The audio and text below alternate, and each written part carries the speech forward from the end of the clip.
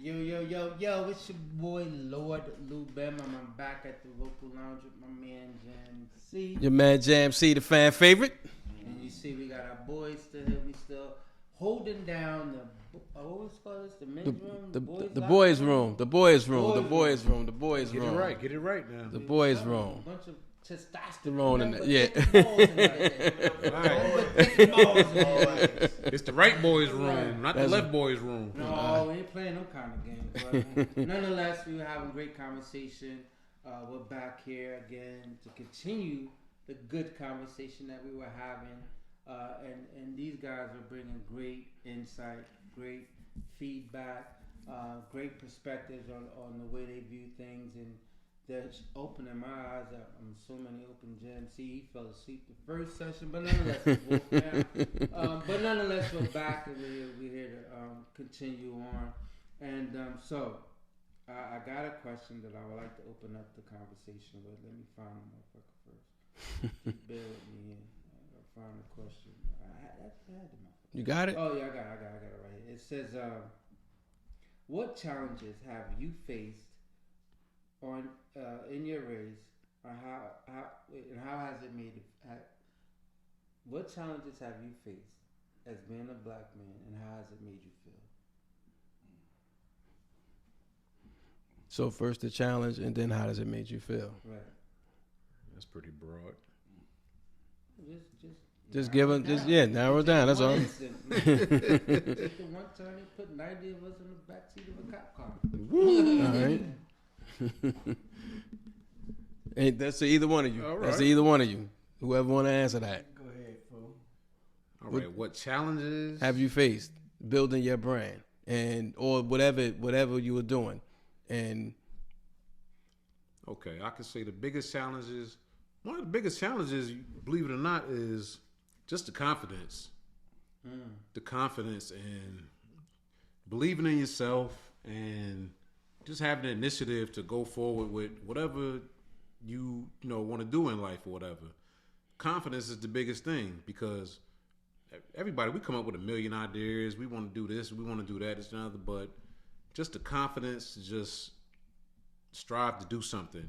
Then not only the confidence, just the know-how and, having the dedication and discipline to carry it on. That's the biggest thing. A lot of us have a lot of ideas, a lot of good ideas, but it's just the confidence and the just the know-how and the discipline. Discipline. That's what I want to go on, the discipline. Okay. Everything it has to be disciplined and to follow through with it. Idea is nothing unless you manifest it, unless you nurture it. It's like a flower. Unless you water it and nurture it, it's not going to grow. So when I say that with that, you got to do your homework. You could say, I want to open up a candy store. Sounds simple enough, but you got to go do your homework. Where you going to open the store at? What's going to be your target market? What information do you have to go forward with it? What outlets do you have? How you going to reach out to these candy distributors?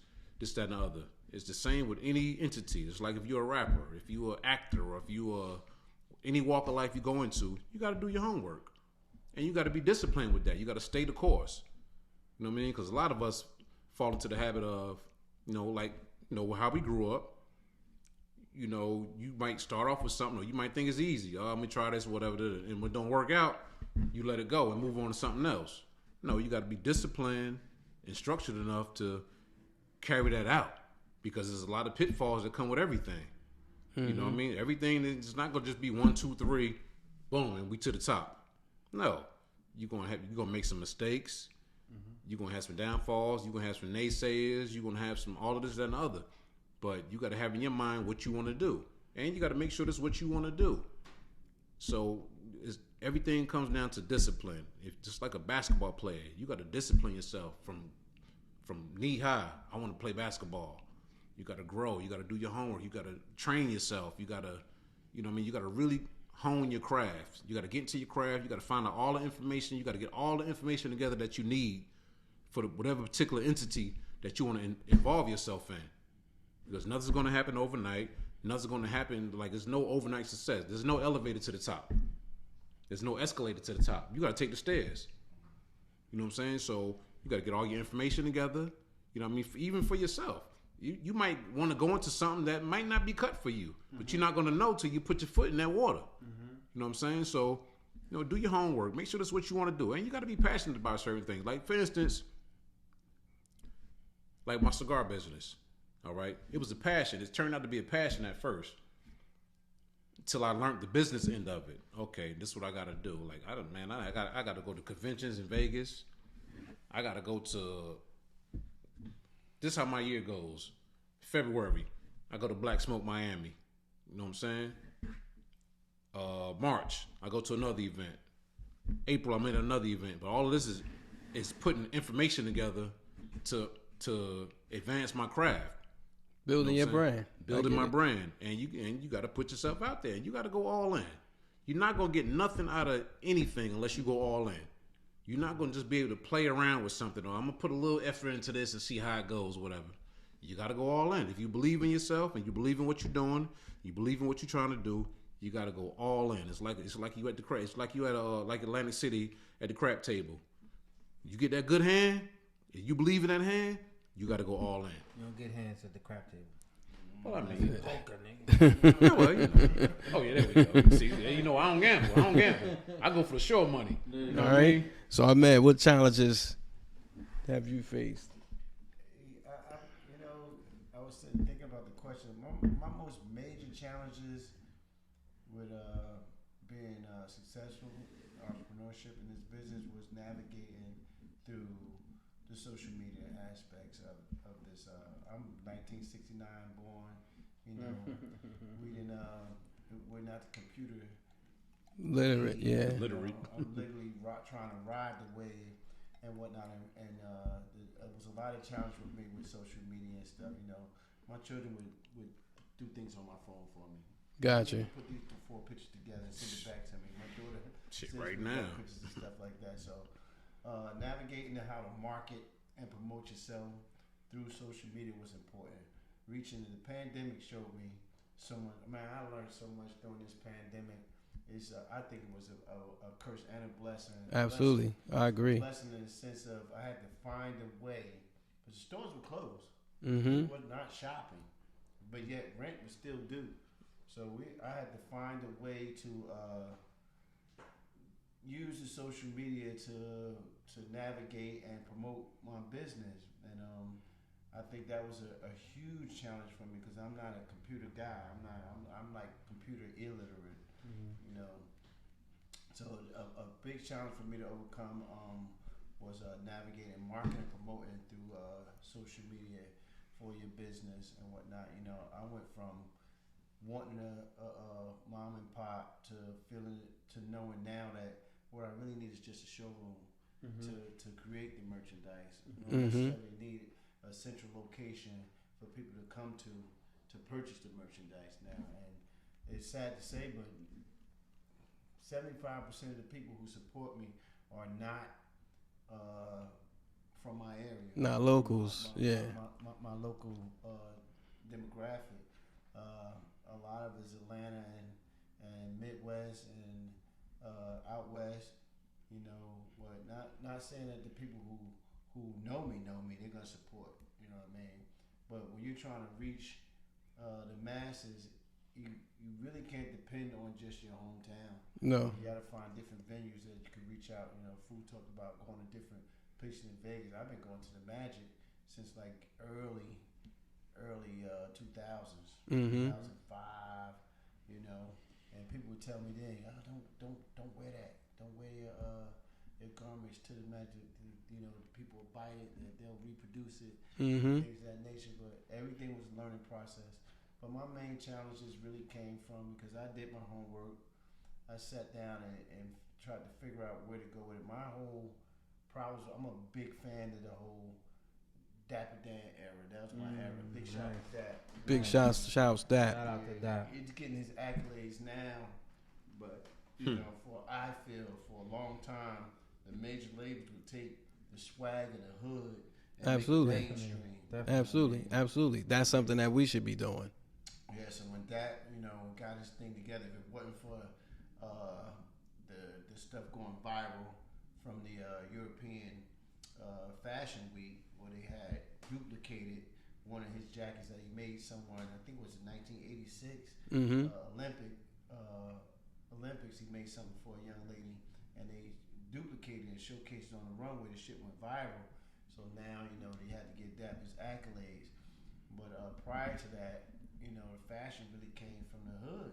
Yeah, it does. I mean, we're really trendsetters. Not only everybody want to talk about how we spend the most, black people spend the most, but we are the creators, blueprint for fashion. Basically, now we take something to something. Now you could go through different regions, man. When you see somebody with a white T-shirt on, baggy jeans and Timbs, you automatically like, okay, that's that Jersey, that Newark type of shit. You know what I mean? Different swagger that came out of New York and whatnot transcended to other regions and whatnot. So, but my main challenges was navigating this to this generation. I can't just make clothes for what I like. I gotta look at the next generation and see what's popular, because they're the ones that's gonna be buying for years to come. They're the ones that's gonna be setting the platform for my children's children. All right, I get that. I can answer that too. One of my challenges would have been support. We have a podcast. This podcast was birthed just as COVID hit. So it actually started the year before COVID hit.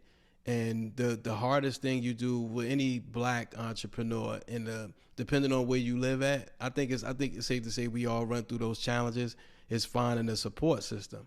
Not just support by listeners and viewers, but the whole team, because sometimes the people you start with is not the people you finish with. All the time. So it's keeping that family, that in-house family, and sticking together for one common goal, and that's just to mass market your brand. Social media was another one, because that's not something that we used to. But when COVID hit, I had to do my homework and do your due diligence. And thank God we still here today to doing what we do, and we going vocal. So I can appreciate you guys for coming and talking with us today, because I think this platform is this topic here is much needed, and it needs to be shown that black men can get together and communicate healthy and love each other. Say we love each other. One of the things I always say, and this is along the line, but not off the rail, but one thing I always said, that I would always give people their flowers, because I learned in life, you could get more people at your funeral than you could get at your birthday party. And I think that's sad, because I think when somebody said have a birthday party, everybody like, I had to work. But if you die, when is his funeral?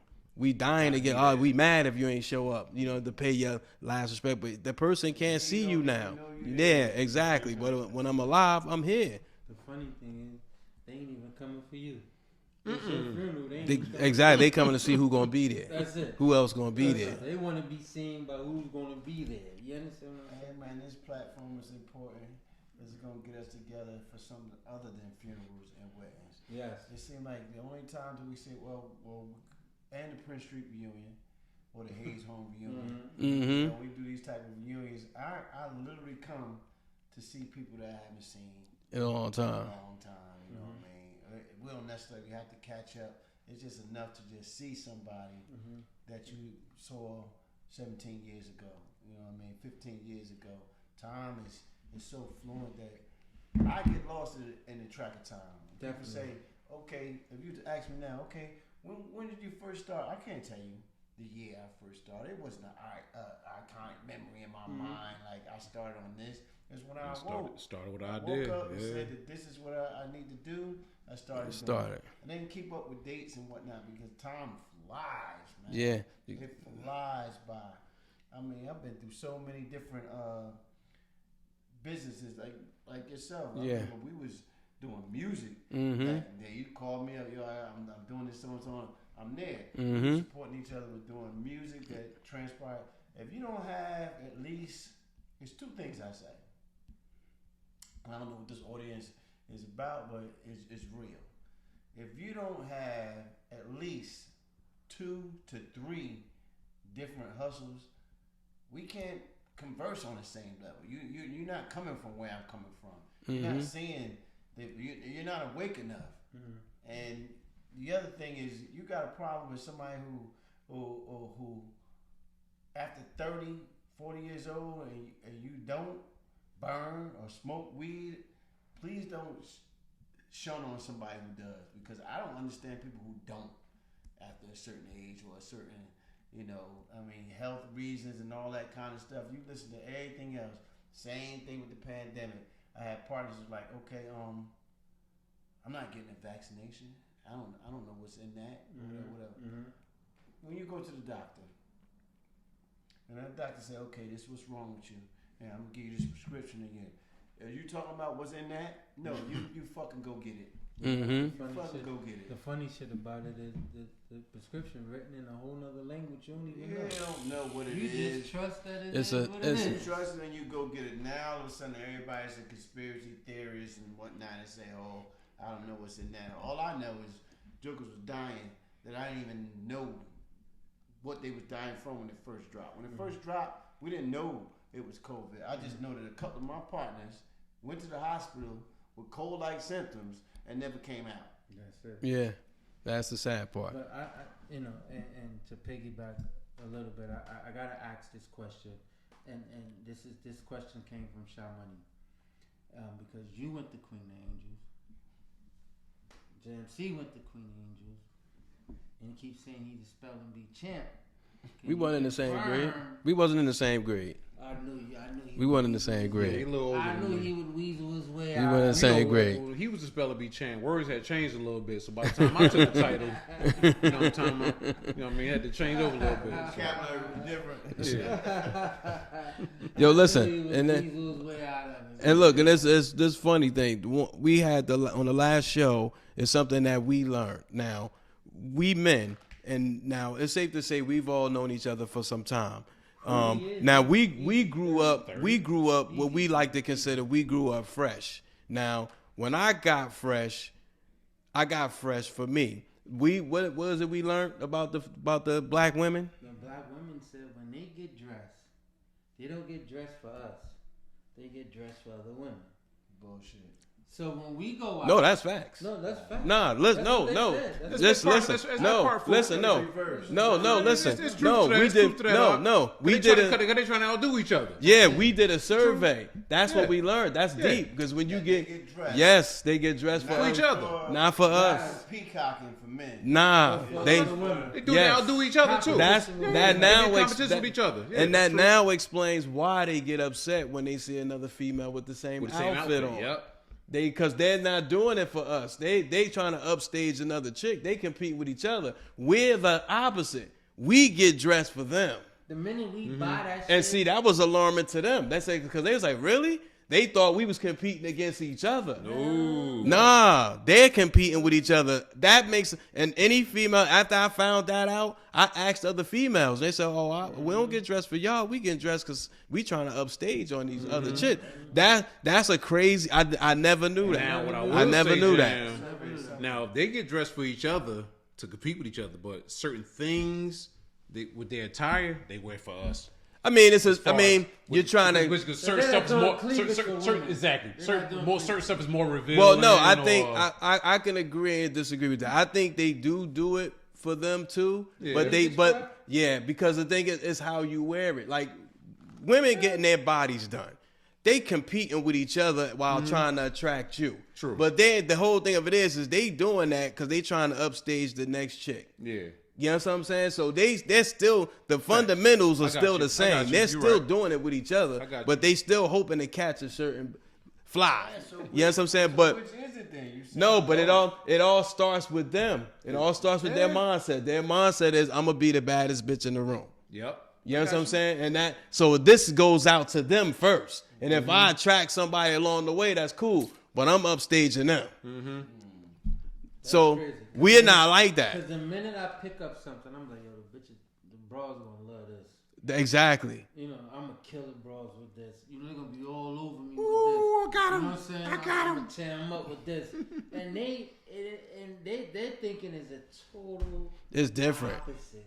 It's They different. competing against one another. That is so crazy. I could care To be the less. baddest in the I could room. care less what y'all got on. But I would say this, and me and Jim had this discussion, whereas though, if someone of your senior, right, or someone that's senior in their flyness, and they say, yo, I like that, or they say, oh, yo, you doing, like, if you said, yo, I like that, or I really don't like that color, I would be like, yo, if a man say you don't like that color, something wrong with the color. I gotta change it. You understand what I'm saying? By the same token, if I be like, the boots you got on, them shits is hitting. Oh, you I'm, feel like my head is super big. Super. So I some feel people the give you opposite. that stamp. Some people give you And that I took- stamp. I kind of feel, And I in should. my experience, I kind of feel somewhat the opposite, though. I have to say, when I get dressed and I'm throwing it on, it's for me. It's basically for me. You know, I might have in my mind a couple of people. You know, I might have Born in my mind. I might have Way in my mind. I might have Peace and Blessing OB in my mind. I might have Ad in my mind because I've seen things that they worn that made me say, "Oh man, okay, I see that avenue. That's a good look right there. How can I flip that to fit my personality?" Boom, boom, boom. I'm never ever thinking to myself in the mirror like, "Oh, these bitches gonna love this." Never. No, I can honestly no, say I that. clear that up. Let me clarify. How a woman is gonna perceive me. I'm a classic. I want to create my You're right. classic look and make me feel You're right. good. Absolutely. Your altitude can determine your attitude sometimes. Absolutely. Right. Absolutely. Right. And I was on all the right. same token, with women, it's hard for me to say that their sole purpose is competing against the next woman because I know so many women in fashion, so many models, so many I'm cool with platonically, just cool with that let me know for a fact when they're getting dressed in certain things they wear. They don't have a push-up bra because they want their cleavage to be better than the next woman. They got a push-up bra on because they're trying to attract the man. They got a certain look to them in a way. Yeah, there is always a competition with the women that feel like, because women will call people and say, "Oh, what you wearing?" Exactly. We're going to so-and-so. There you go. A nigga that called me and be like, yo, we're going to Mills, having a little get together, so-and-so. We're going to ride out there. You coming? Yeah. Don't like call me and be like, yeah, I'm going to Mills thing too. What you wearing? Ain't nobody asking me that. I think it's corny for a joker to call me and ask me that other than a client who I'm styling or something. The guys that I came up with, they come in the way what makes them feel comfortable based on the event that they're going to. Mm-hmm. You know what I mean? They come in, they're going to throw it on based on how they feel. What event is this? But you gotta realize too, you different, bruh. You into fashion. Well, no, it doesn't. It's a valid no. point, but you gonna look at fashion a little different than the average cat. You know what I'm saying? Well, yeah, I don't feel like the average woman. Nah, listen. That everybody you could do a consensus. number. It's a consensus. It Let me is. tell you something. It What? is. Well, No. What I'm saying is Kudos. What I'm saying is we all do anybody who's I'll say we all have a certain sense of vanity. So when you have a certain sense of vanity, all parties are involved when you get dressed. True. And that's just fact. You're not just getting dressed for yourself. So don't get me wrong. No. Listen. Hear me out. I agree with what you're saying. I do get dressed for me. When I decide to wear something, it's Jam C. It's my style. It's what I do. So that was just something embedded in me at a young age. I guess it was innate because my father, even though my father wasn't really active in my life, he was like that. So it was already innate in me. So no, even if I never saw it, you know what I'm saying? I never even saw it, you know.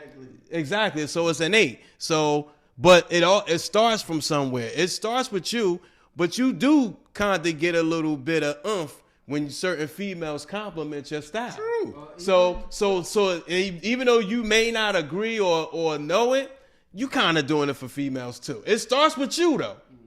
But you embrace that compliment because you embrace that compliment because tomorrow you're gonna be even Oh, they like this shit. Why should I put on tomorrow? So that's what it is. And to go back to like brothers like to go back to like the brothers like that we look up to like I looked up to. Female come in like, yo, what you had on was I like the way you put that together. That was dope. I pretty much say thank you and give myself the accolade. Of course, yeah. Right, I'm not validated by. Right. No, because you validate yourself. Right. So like I had like a lot of the OGs I consider like born in them. They always was doing them. Always OB, all of them. And I was just telling Ludus, God bless his dad. I think I had a shirt on or something. And OB saw me in New York. He was like, "Yo, you got that." And when he said it, I already know me. I know what I like. Right. And none of us, the beauty about what people don't understand about, and I'm going to give you some game for all the people that watch the show. Newark, New Jersey, what people don't understand, and I would just say, I won't say all of Newark, but there were certain people in Newark who, I don't care where you went, if you went to Harlem, because, you know, I got my brother in Harlem, shout out to Talk That. We battle with this shit all the time about who was fresh, Harlem and Newark. And I tell people all the time, the right Newark cycle was killing Harlem. And that's word. And if you ask any of the my mentors or any of the old OGs that I grew up with, they tell you the same thing. Like certain Newark people just had it. It was in us. And a lot of our style got taken elsewhere and people claim it, but it really came here. Yeah. Like you could even say that about people in Chicago. At once upon a time, Chicago had it. True. These people, it's safe to say a lot of where the gangsters came from, honestly, with a mob, because that's what we did. We got fresh. We dressed up. I got an OB compliment. I got an OB compliment one time. That shit went to my head. Like, yo. Certain cats, if they stabbed you, he gave you that joint. And I remember, I gotta tell you exactly where I was at. I was at Master John's, and right next door to Master John's, it was a female salon. A girl named Joy in them. Mm-hmm. And was messing with, she was mean. She was, oh my gosh, she was beautiful. God bless the dead to OB, but he gave me a stamp right in front of Master John's. Because Joy and Master John's.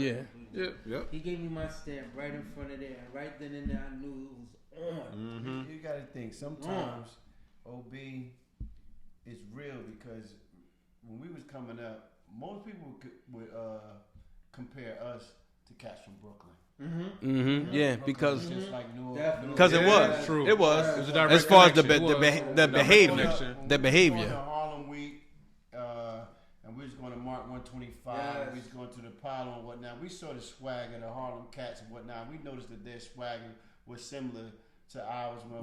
Like you said, it was some cats from Newark just put on. It was times that OB had on certain things that I was like, okay, you went a little bit too far. I wouldn't go there. Ain't going there with you. But I respected the fact that he went there. He had it, yeah. Yeah, and so that part, I took that from him, not caring about how a woman perceived me or how a guy perceived me. I wore what I felt was fly and what was nice, what was good to me. I got that part of it from OB.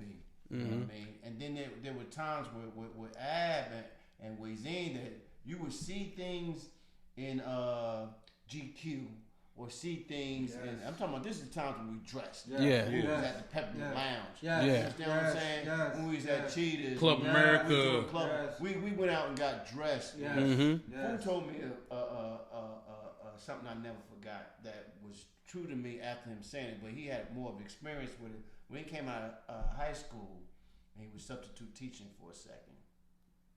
Like you said, when we came up, it was about being fresh. Mm-hmm.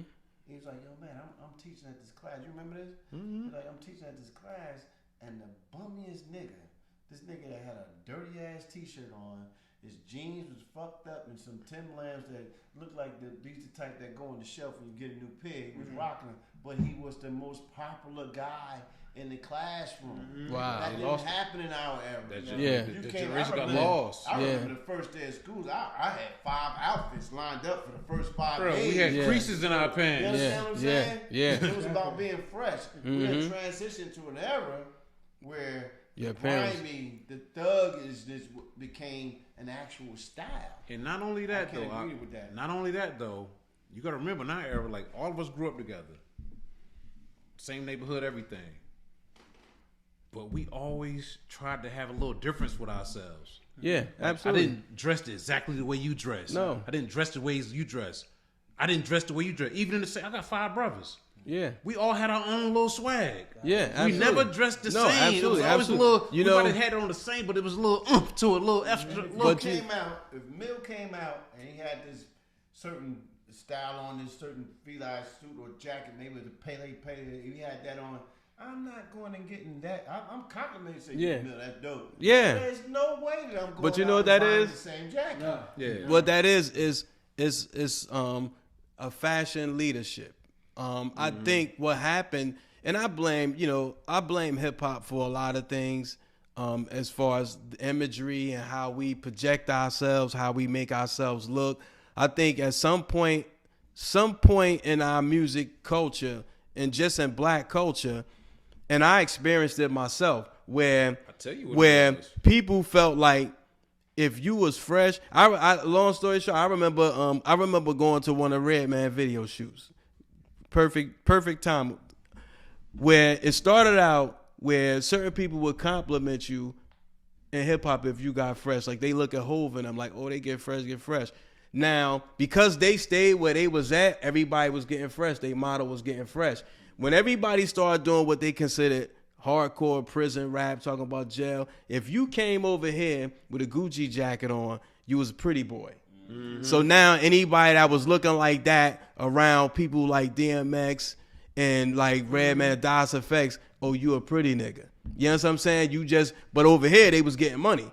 Over here, you're a pretty nigga. So nobody wanted to be looked at that way. So everybody felt like in order for me to look hood or street, I gotta look like a bum. I gotta get my hair nappy, let my hair grow out, have a nappy ass fro, and no, but that's why, and it came from that because anything less than that, you was considered a pretty boy. But you know what evolved us? What videos? That's what I said. Exactly. The videos. Exactly. But we didn't know what cats on the West Coast looked like. We didn't know what the cats in the South looked like. We didn't know what the cats in the Midwest looked like. Exactly. So all these damn videos came out. So we had our own swag. We didn't give a damn about all that. Yeah, but that swag, that dirty swag started here though. True. It started here. That's why. Because Yeah, you got Timberlands think and when white Das tees and baggy Effects jeans, yeah. Effects came out, they was looking straight from the sewer. Straight from the Cats sewer. started dressing like that. True. Lords of the Underground changed they look. If you look at their older videos to then, True. Everybody started looking like that. When the Wu-Tang came out, everybody had their hair out, take half braids. crazy, yeah, everybody yeah. looking like they ain't got no Yeah. money, but they got money. You know what I'm saying? So Big said, that's the one reason why I like Jay-Z, because he was a pioneer in his own right. Maybe not in the street, but in his own right of music, he pioneered. When he started saying change clothes, people started putting on button-up shirts. We was already wearing that. Yeah. So it wasn't no change in clothes for us. You know what I'm saying? We was already doing that. even when Big talked about Coogee sweaters, We was already doing that. we already doing Already Clark. We was already doing that. We was doing I it. remember one time going. I think it was me and Black. We went to Macy's because I said, Black, I want to get one of them sweaters. I didn't even know the name. Yeah. Back then it was I wanted to get a Bill Cosby sweater. It was a Bill Cosby I wanted sweater. a Bill Cosby sweater. I didn't even know the name of it. Black was like, all right, cool. We're gonna go to New York. Because we was already going to New York anyway to do whatever we were doing. But we went to New York. We went to Macy's at Harold Square, 34th Street, and that's when they had them. And they was locked in the thing. You know, they had to come over and open the thing up to get the sweater out. And I remember paying $3.95. Wait, $2.95, $3.95, $2.95, $3.95, whatever for the sweater at that time. Right at that time, I remember back then. And then Big wasn't out then. Nah, Big it was talking about that then. I'll take it one further. I took my Coogee sweater to Gat and had him cut the Coogee sweater, put Fendi in it to make a Fendi and Coogee sweatshirt. Man, these are the ideas from back then. Yeah. We were trendsetters. Yeah. No one cut up a Coogee sweater. I would cut up a $300 sweater. But I'm thinking to myself, okay, this whole that thing, this whole Fendi Gucci, we didn't go to Neiman Marcus back then. I didn't go to Neiman Marcus till I was in my 30s. You know what I mean? well, we got those labels and stuff from that. You know, we got the jackets and what. I remember when Black got his whole sweatshirt. You know, we used to go Tariq, on yeah. a regular tour. And then shout out to Mama Dude who was doing the same thing. Jersey, but she's still on Central Avenue to this day. Tailoring suits and things of that nature. And not so much working with the designer fabrics, but he's still doing it. Okay. Yeah, Master Taylor doing it. I remember I went to him and got a linen jean suit made. Like make the linen. Mama Dude did that. He made me a linen jumper, like the overall. Yeah, he did that for me too. Right back to what we're talking about. We was about getting fresh, man. Period. My 21st birthday party at Peppermint was the first time that I went and had a Taylor custom suit. Made. You know, we talking 21 years old. You know what I mean? First of it, I didn't have nobody to show me this or show me that. You know, it was about wanting to be the freshest guy in the room, and I literally wasn't doing it for the applause. It was for myself. You know, I wanted to come, man. Finding out about Alexander McQueen was one of my favorite designers back in the day. This was way before these sneakers and everybody. I had Alexander McQueen trench coats back in the day.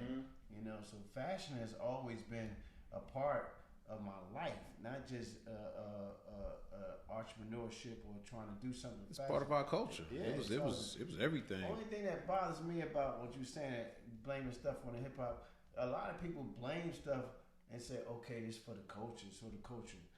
I beg the difference. It's for your fucking self. You're trying to promote yourself and saying this for the culture. Everything ain't about the culture, because the culture of hip hop, when it first came out, you know, there's 5 elements of it. It wasn't just rap. Everybody just focused on the rap. No, I get it. In the beginning, the rapper was only rapping to promote the DJ. But what I'm saying, what I'm saying by that is, but it's to your point. It's all 5 elements, but it's also what you wear too. It's what you wear. Yeah, it is what you wear. That's part of it. Yeah. You got the rapper. You got the DJ first and foremost. Wouldn't be hip hop without him. You had the DJ. Then you had the rapper pushing the DJ. Then you had the break dancer. The dancer, right? Yeah. Then you had the b-boy. He was gotta just stay looking fresh. You know what I mean? There was different. Then you had, don't forget the graffiti artists. Graffiti artists. That's the 5 right there. Yeah. That's how I started out. Started out doing graffiti, indoor, and then gravitating to going on the train. Peace out to TDW, the Devilish Writers, Bernie C, Randy D, even Harold C. You know, they put me on, and we started doing graffiti. That's how I started. The graffiti turned into doing the back of jackets. Become the fashion part of it. Become the fashion part, So we're doing graffiti on the back of jean jackets. And on t-shirts. Yeah, we're doing hats.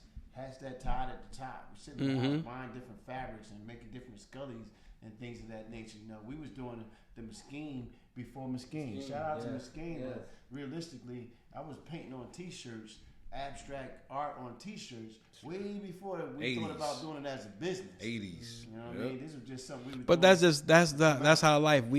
Everything repeats itself. You know, I think because where we all come from nothing. You know how many people creative because we come from nothing. We mad creative. So that's doing more with less. That's all. But also too, and not to say that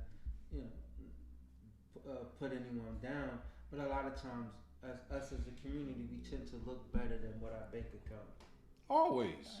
Always. That's the thing. Our bank account don't show what we standing outside looking like. We always look above our means. You only do because you only do what you know. But I look at this like, okay, let me shift gears just for a minute if y'all don't mind. All right, I'm looking at us as we all communicating. It's safe to say none of us are the same shade. So I mean, like with everything that's do you think we discriminate against each other?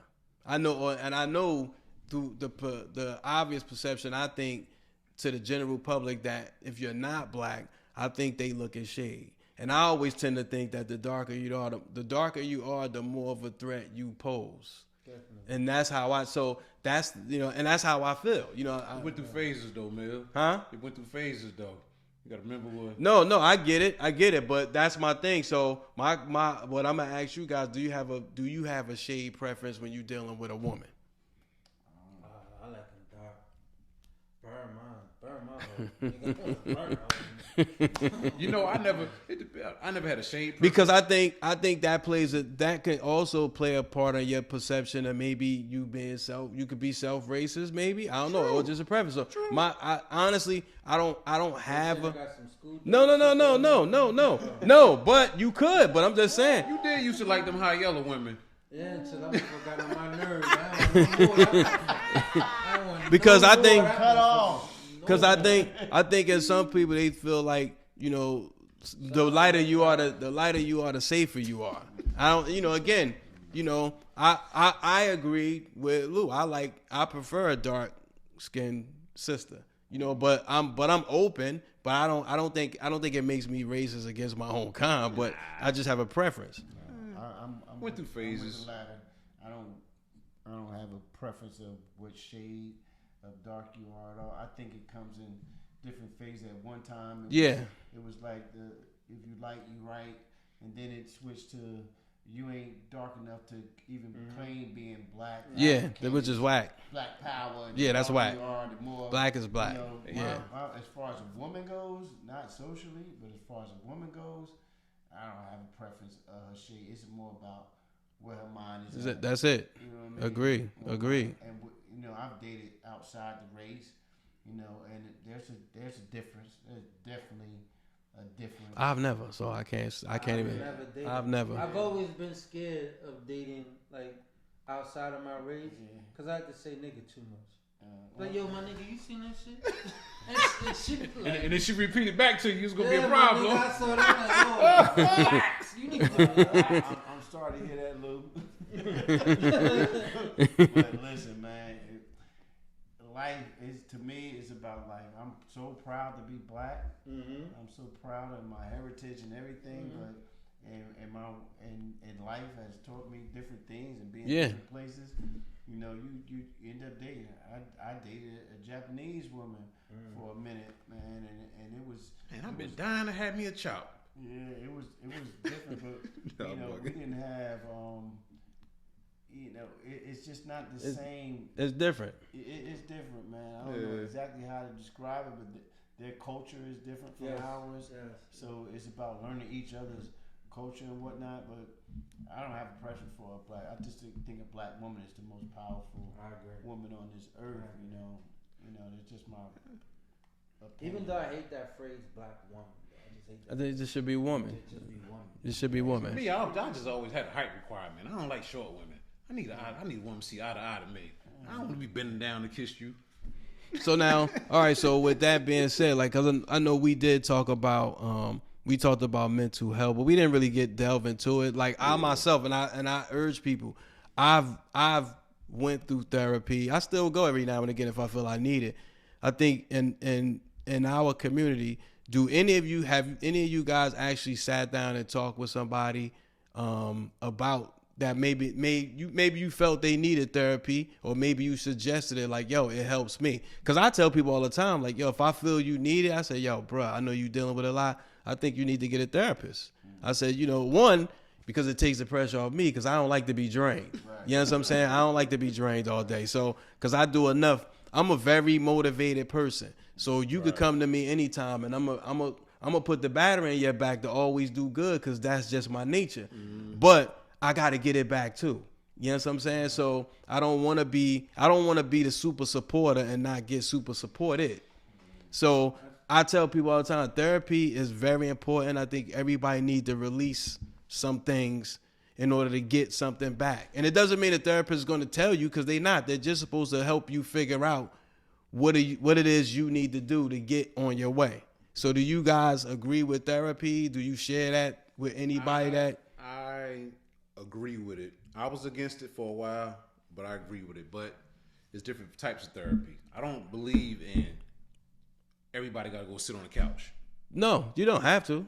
It's different types of therapy. Like what's therapy to me might not be therapy to you. You know, you might have to go see somebody, go sit on somebody's couch. Somebody might need some medicine for therapy. So, but me, I'm kind of like a self-therapist. Different things are therapeutic to me.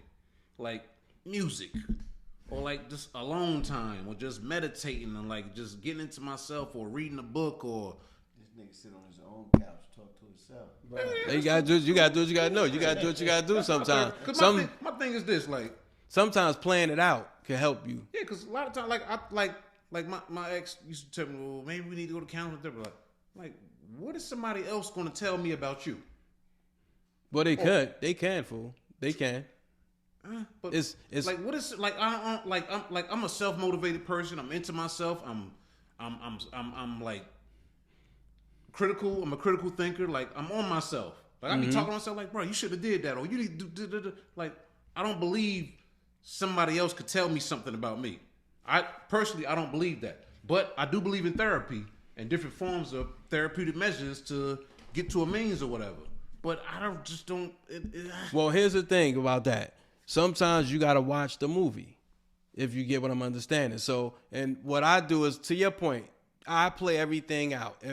If I have a situation where I need to talk to somebody, I agree with therapy because sometimes I have to watch my own movie. I have to say that, and then I go back.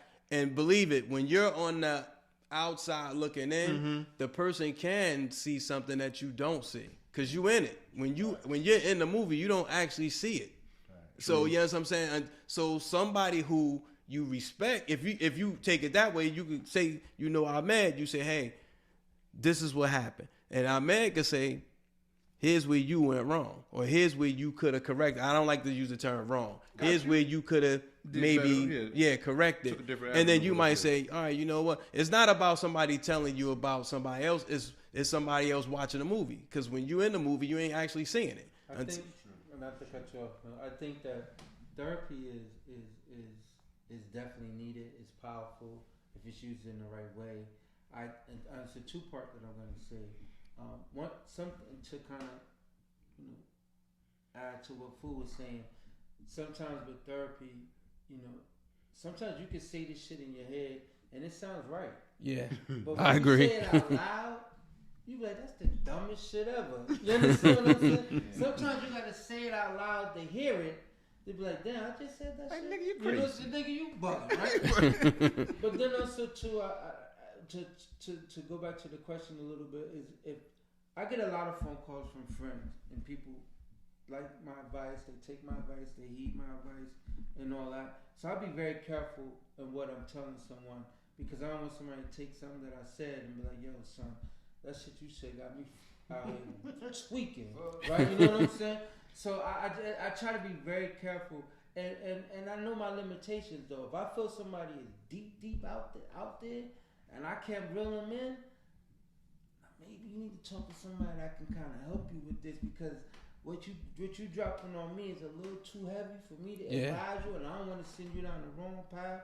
And God bless the brother Twitch, whatever the guy. DJ Twitch. Rest in peace. Rest in peace. Rest in peace to him and his family.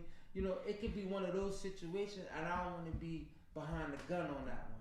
You understand what I'm saying? True. So I'd rather put them in a position where they can speak to somebody that can better assist them in those type of situations. I know my limitation. I could get you to the water, but I might not be able to make get you to drink it. Yeah. You know what I'm saying? So you may need somebody to help you drink.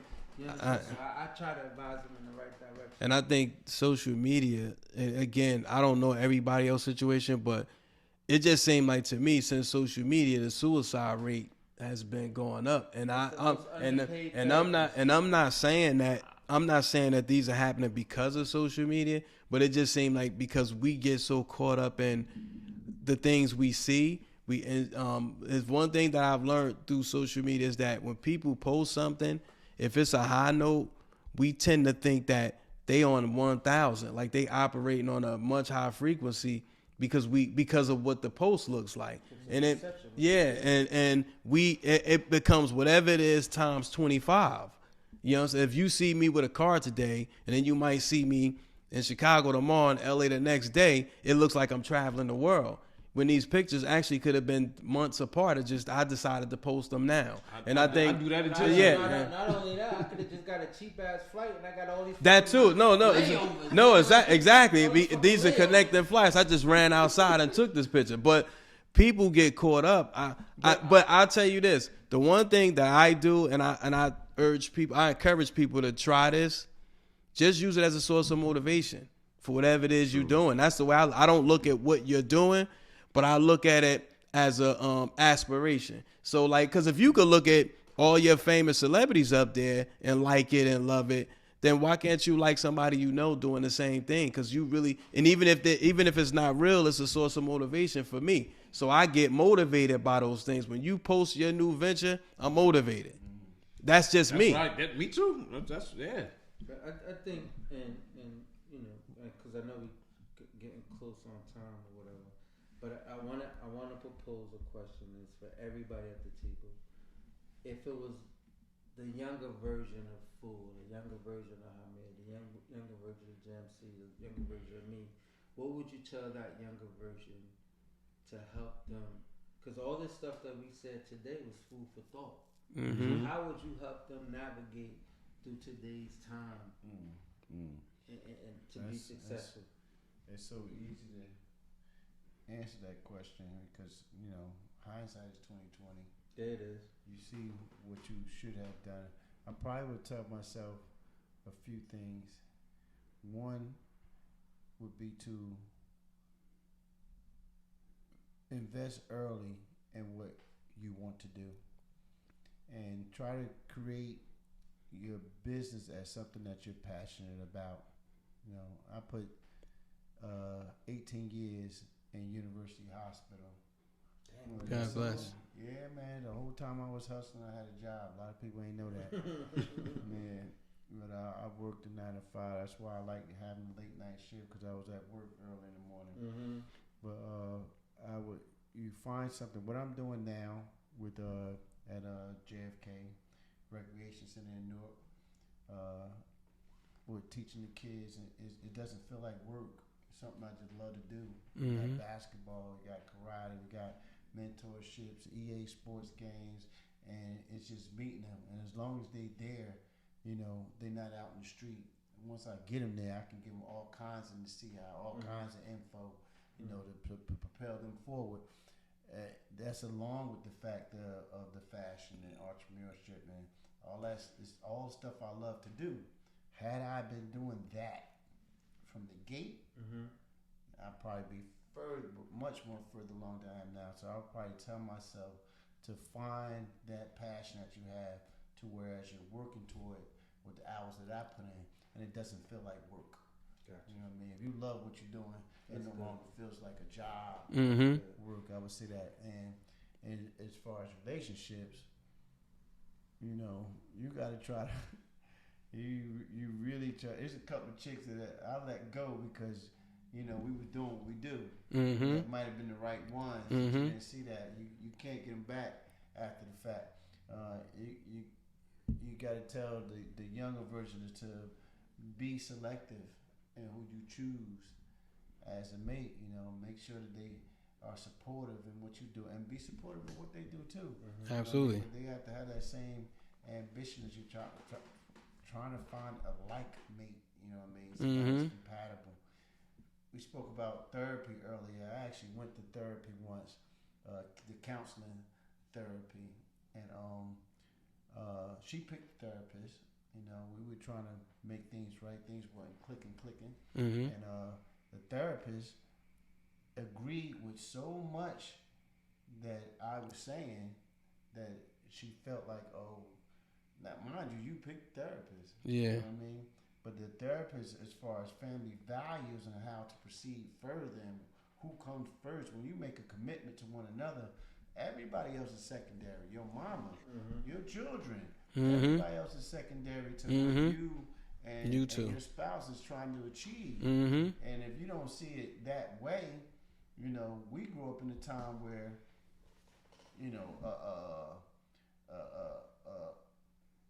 at the end, I heard kids in the next generation say, well, at the end of the day, that's her baby father, or that's his baby mother. that has some kind of accolade. Like leverage, You know, yeah, like yeah. that has some Like type that of whole- title Yeah. or something. You know what I mean? You're not with them no more. They're not helping you even support the child. But Yeah. they got in your mind. You they put got them on some a kind of title or Yeah. right to what's going on Yeah. in your household, man, which is bogus. So finding the person that has that same type of mind frame, I would have to tell the younger person then to look for those things before we cannot go on what we spoke on earlier about how a parent to teach their daughter, make sure you get a man, you got a good job, make sure Yeah. you can do this, make sure you can do that, but not teaching them nothing about how to be themselves. Mhm. And vice versa. Telling that little guy, oh, he gonna break hearts. He gonna break mad hearts. He gonna have all the ladies. You don't even know what you're putting in his head. You know what I mean? You're taking him right away from the focus on what he needs to do to get himself right. Exactly. Okay. Well, I would say to the young Jam C, stay true to yourself. And when you have the opportunity to get in those rooms, don't be too loyal to the people who got you in the room, because the guy got you in the room based on your work. So that person was just a bridge to get you in the room. Network your talent, because sometimes we get too loyal to situations and to a fault, and it hinders you. So don't be afraid to step out. When you got in that room, it wasn't by chance you got in that room. So get out there and network your talents and blossom, grow. And as far as relationships, I would say to piggyback off Med, pick your mate wisely. First, have some self-love, have self-confidence, and don't ever settle. A lot of times we make excuses for somebody else's shortcoming, and you try to build them up. You know what I'm saying? You can't build two projects at the same time. You have to build yourself up first, and then the right person to come your way, and maybe y'all could build together. But you have to be selective, but it starts with loving you first. So I would suggest love yourself first, and then God follows you after that. Excellent. Just one little part, before you say, because you touched on something. Fellas, getting with another chick is not the way to get over the last chick. No. At all. Empty that baggage. Man. Stop You bring taking that baggage. same baggage into the next Relationship. Find out how to love yourself. That's it. Self-love first. That's it. Then you move on past that. Getting with another chick to get over the last chick will never, ever get you over that situation, and it'll never help you learn from it. And stop loving women more than you love yourself. Yeah, man. Fair exchange and no robbery. Getting something. Believe me, they're getting something too. I think if I had to tell the younger Lou, it would be more so believe in yourself, right? Don't downplay yourself for no one or nothing, because if you feel like you're the smartest person or you're smarter than the people that you're around, then they need to catch up or just change the people that you're around. It's just that simple. Just change the people that you're around. Just believe in yourself. Just and know that know your worth. Absolutely. Know your worth. Respect yourself. You know what I'm saying?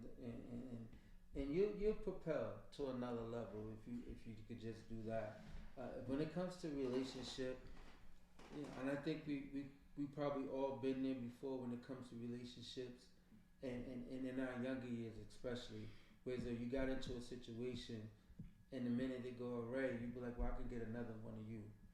So you go ahead about your business, because somebody be here tomorrow. You know what I'm saying? So get rid of that thinking, because sometimes when you say you're gonna replace that person, that may be the one. You're only gonna get 3 in your lifetime. You may just send that one of your 3 out the door. You understand what I'm saying? Yeah, I would love to get my heart early. So just don't be so quick to give up on something that may be right for you. You know what I'm saying? Tend to fight a little harder.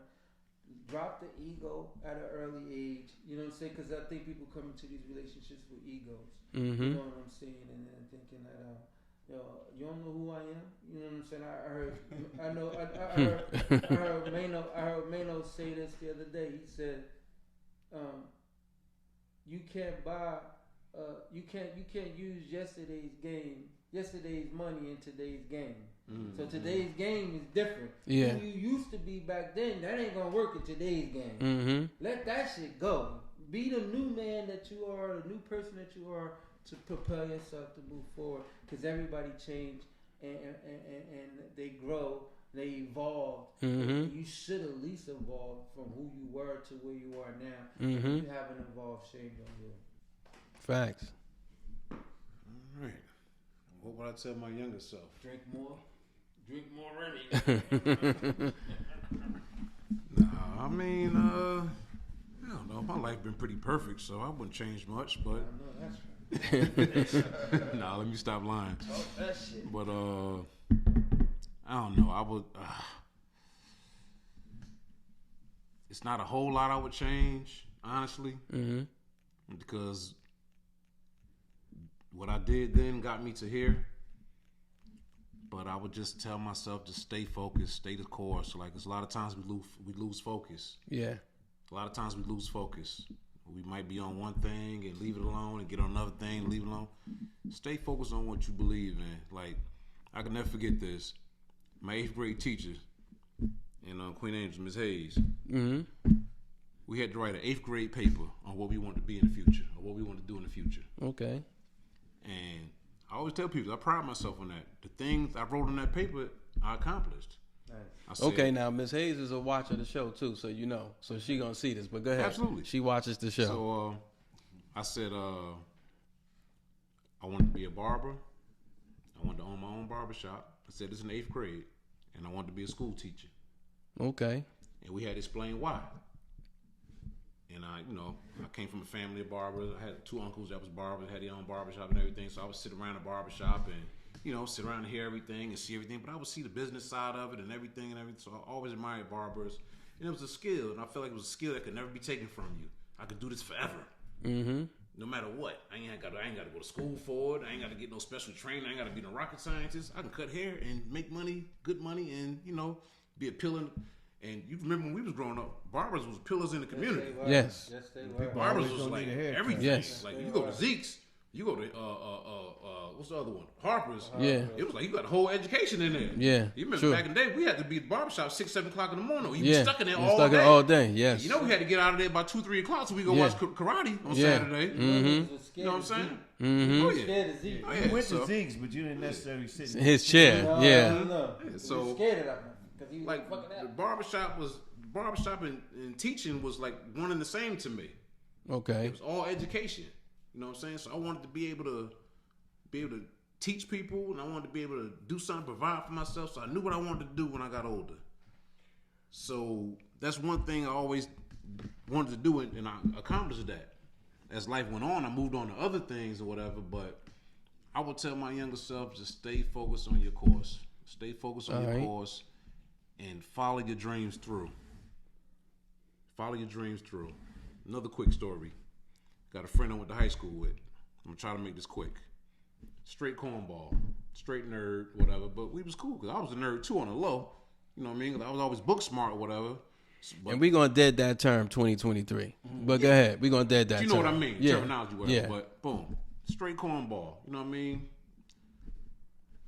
Time went on, go to college or whatever. We still kept in contact or whatever. We went to different colleges or whatever. We kept in contact here and there, whatever. But this cat was working at McDonald's when we was in high school. Get to college, this dude was still working at McDonald's. So college over, years go by, so now social media come out. So I don't see dude no more, whatever. So now you got social media out. Boom, I bump into him on social media. Hey, what's up, man? What you doing? Oh, man, yeah, I'm still working at McDonald's. Like, man, you still working at McDonald's? Man, I done had jobs. I done taught school. I done been hustling. I done been around the world. Yeah, but now I'm a manager now. Oh, good. You're a manager at McDonald's. All right, good job, whatever. All right, cool. A little while later, running dude. Yeah, I got my own McDonald's now. I'm the head manager at this McDonald's now. Still ain't no big deal to me. You look at that fast food, whatever. Years go by. I ain't hear from dude for years. Now it's this social media out. Now I'm talking about from Black Planet to to MySpace to now we on Facebook and Instagram, whatever.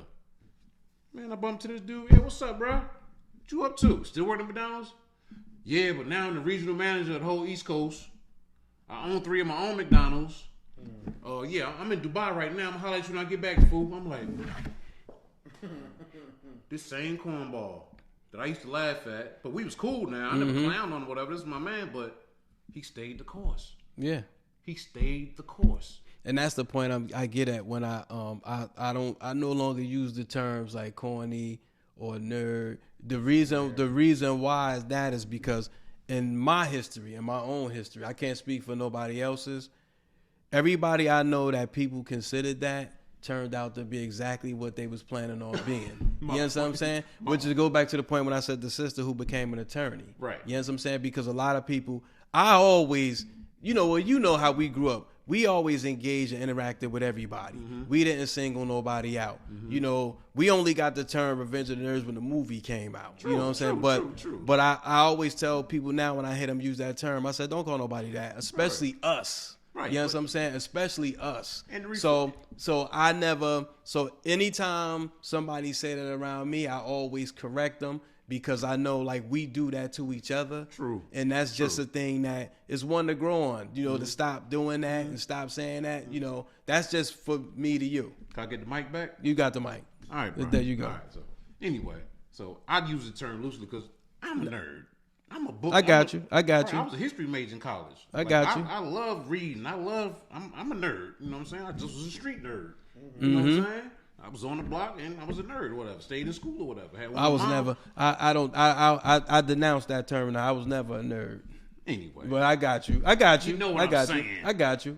So, but you know, to see what dude had made it in life and just like, it was like all that's dope. I tell that story. I know people all that the time. I know a couple people that did I tell the that. same story all the time. Like when I'm talking to younger cats, like when I'm in the barbershop, when I'm cutting young cat hair, I done raised kids. Yeah, I that's raised dope. people in the barbershop. I've been a barber for 30 years. So I done raised people. I tell them the same story. Like, yo, stay the course. And I would tell myself the same thing. Stay your course. Strive for perfection. Keep striving for perfection. Don't settle for less. Don't get caught up in all of this, that, and the other. But keep your course. You know what I'm saying? So what about relationship, fool? Now that there is a little touchy.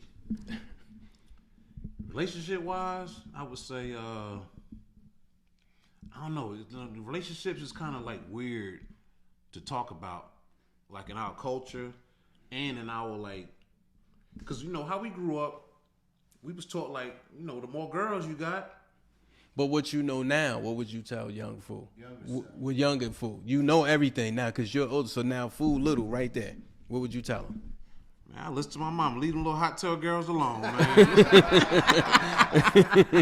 pissy tail girl. Little pissy tail Nah, girl. but like you said, like, you know, we done got some we done let get away from us and this, that, and the other through, you know, maturing and this, that, and the other. But as far as relationship wise, man, I really can't answer that question because that's an ongoing subject with me. Like, still learning. Unfortunately, I'm going through a split right now. Okay, that's fair. That's I'm going fair. through a split right now, so I'm still navigating myself through that.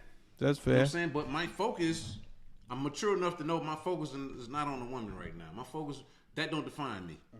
I got you. That don't complete my life. You cleaning out your closet. Yeah, that don't complete me because I know what I got to do. You know, I mean, I got 2 children I got to take care of or whatever. They grown now, whatever. But you know, that's not my main focus no more is relationships or whatever. That's if it happens, I'm not going to turn it away. If I can get with somebody that's going that we could do it, we could do it, whatever. But that's really not like I'm like kind of like anti-relationship right now on the real. So I got you. I got you.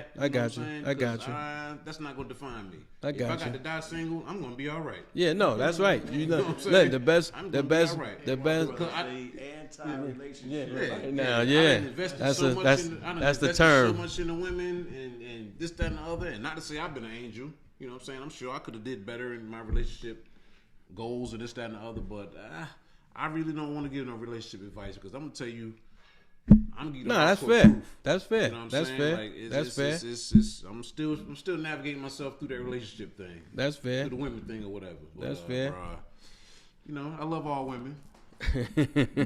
And listen, I appreciate you guys coming out, man. I think this time is dope. We actually we will be bringing you back at the top of the new year, because we gotta have individually. I think both of y'all have your own businesses that y'all, you can come more so too. If we do the ladies back, we'll do that too. Right, with the joint thing. we'll bring. It'll be sort of like the You real, can't have us like together the real now. It's gonna talk. be a fight. Yeah. Nah, I mean it's because it's refreshing to hear different points of views and These women are perspectives, powerful though, so and they conscious. So it's like work. when here you are, you have alike. You have mature women who've experienced. You have mature men who've experienced. So all we doing is sharing our experiences. True. So and so you get to see the things that we may have put them through, and then they get to see the things that we've been dealing with. You know what I'm saying? So maybe that is the reason why we couldn't connect. You know what I'm saying? So, and then they understand, oh, you know what? I didn't know you was dealing with that. You know what I'm saying? So it's us learning how to release that tension. I won't say baggage, but we have things that we're dealing with. True. And we don't know how to release it. So we could tell them some things that they yeah, no, exactly. And how we it's it's a boxing match. Yes. Basically, it's a 12-round thing. Yes. I'm bringing Ike Turner with me. Yeah. So, but this is the part of the show. Oh, anybody, everybody got any topics, anything? You hit us up at goingvocal@gmail.com. That's GOINVOCAL@gmail.com. The spelling bee king. There you go. But this is my part of the show. I know I told you guys we do a segment of the show called Get Your Shit Together, where you could tell somebody, you could say their name. It could be mother, father, uncle, grandparents, great grandparents. I don't care. It's all anything. Nothing is off the table. So, and again, this is a non-judgment lounge. So nothing is off the table. So where you could tell somebody get their shit together. I'm gonna start this off quick. Okay, the Lord Lou Bim. Fast and precise. My Get Your Shit Together goes out to either Diddy as well as Young Miami. Okay. I don't know who is who. If she a side chick, let it be the side chick. If she your main chick, let it be your main chick. Regardless of what. Y'all, I'm tired of seeing that. Let it go. She your side chick, she your side chick. If that's your main chick, that's your main chick. Stop having kids on her then. That's all I'm saying. Get your shit together. Diddy and Young Miami. Any one of you guys got one? I'm gonna go last. All right, I got one. I'll take my Get Your Shit Together is going out to UPS. UPS. All right, I get a package at my place of residence. It doesn't belong to me, so I called. No, I didn't open it. I always leave it outside. So I called them to explain to them that, listen, first off, I called to try to tell somebody to explain to them that it belongs to a person that lived here 6 years ago, which I already had to get on them about having shit come to my place of residence. So something else came. So I called UPS. Now, I don't know about you guys, but now everything is automated system.